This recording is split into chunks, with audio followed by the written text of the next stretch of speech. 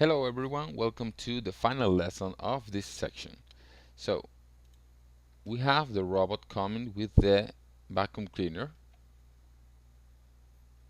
He stands in the middle of the room and says goodbye for a little while, then takes off the scene again.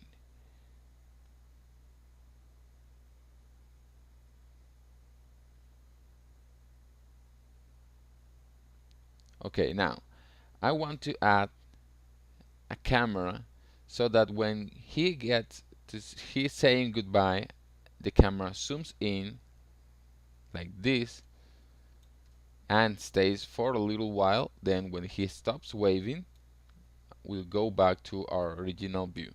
So to do that, you can remember, if you remember what I told you on the camera section, remember that all the layers have to be 3D if I want the camera to work. Otherwise, if I turn on the camera and we create a simple camera, and if I open the camera options and I start playing with these options, nothing will happen because the camera only affects the 3D layers. Remember that. So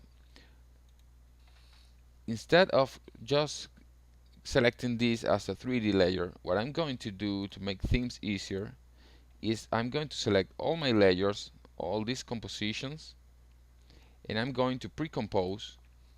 Let's call this animation.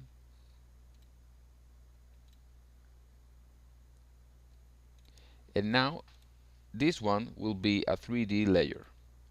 Now if I select the camera options and play with the zoom, you can see that I'm actually zooming into this layer.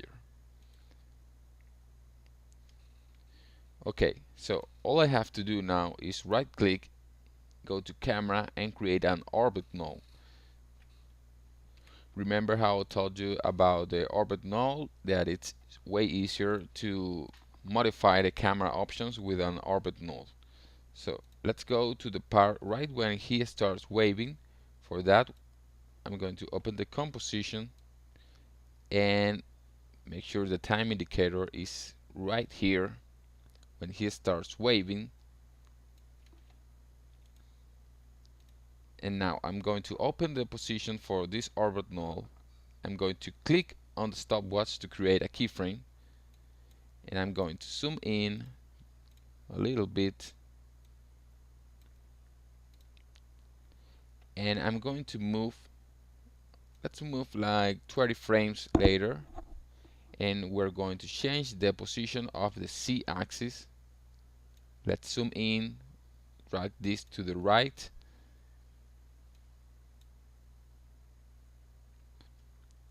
let's see how the effect looks. Okay, this is perfect.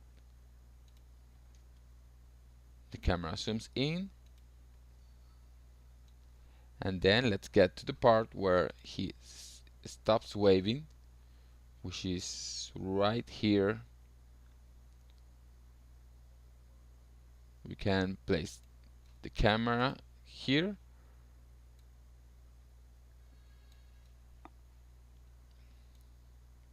I'm going to click here to create a keyframe here on this little diamond, and 20 frames later I'm going to change the position of the Z-axis to 0 to go back to my main view. So let's take a look at how this looks. He gets to the middle, we zoom in, he says goodbye, and we go back again to our original view. Okay, so fine, we're pretty cool. Now to finish the animation, I want to create a fade to white here when he leaves the room. So it should be around 53 seconds. When he leaves the room,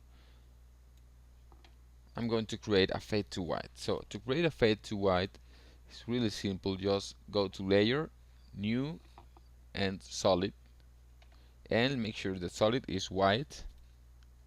And now let's open the opacity settings here, and I'm going to click on the stopwatch on this opacity setting, and I'm going to move, could be 5, 10, 15 frames, and I'm going to click again here to create another keyframe. So on the first keyframe, I want this to be 0. So when this happens, he will go to white, like this.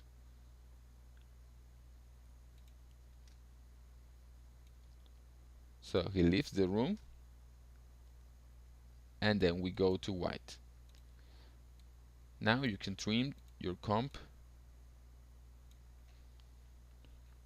Press the N key on your keyboard, right click, trim comp to work area, and that's it.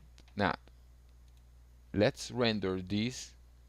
Remember to save your file, and let's add to render queue.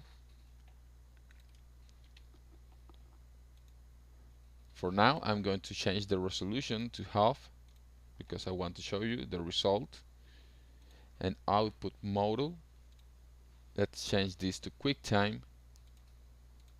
I'm going to change the quality to 60.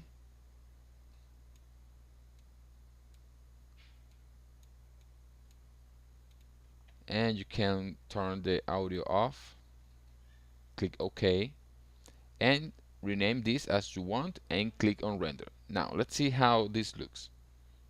He comes to the room with the watering can, waters the plant a little bit. Look at the movement of the body of the robot. Looks pretty nice and pretty natural for a robot. He comes to with the dust cleaner. Nice arms movement.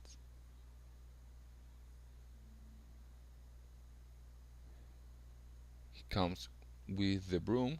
I like how the arms move here. And finally, he comes with the vacuum cleaner. We zoom in, he says goodbye. Zoom out, and he leaves the room. And finally, fade to white. So it looks pretty cool. I like how the body parts of the robot move. Looks pretty natural. So this is it. That was the final project. I think we have learned a lot from this project. We have learned a lot of a different way to create some rigging. You can see that we couldn't create the same rigging as we did with the previous character because the rubbery effect, the rubbery look on the movement wouldn't apply to a robot, of course. So we needed our movement more like this, where the parts where the legs were separated in 3 parts, as well as the arms are separated in 3 parts. Well guys, this is it. We have finally reached the end of this course. We have learned a lot through all these lessons. I tried to teach you all the main stuff from After Effects, but in a rather simple way so that it was easier for you. I know that learning a software from zero can be a little bit overwhelming sometimes, but as you can see, After Effects is worth it. After Effects is an amazing software where you can create so many wonderful projects just like we did on this course. With everything that you learned on this course, you are more than prepared to get your first motion job. You know about all the basic stuff like the interface, the menus, and the basic animations. But you also know how to create motion graphics, character rigging, and advanced animations. And that's something that, and those are amazing skills that not everybody has. So you should be very proud of yourself at this point for finishing the course. But please don't think that you don't have anything else to learn about this wonderful software. In fact, now it's up to you to continue learning, trying different ways to achieve something, practicing everything that you learn here, and create your own animations. If you want to be a pro on After Effects, you have to practice and then practice some more. And that applies for every software. Here on TubePad you will find a lot of tutorials for After Effects where you can learn other skills and continue your journey with this software. So I really hope that you learned a lot from this course and that you enjoyed creating these animations. Remember that you will find all the files that I use on the course on the dashboard. And please, if you have any questions or if there's something that you didn't quite understand or anything, feel free to leave a comment on the discussion board. So thank you for joining me all the way to here, and I will see you on another course.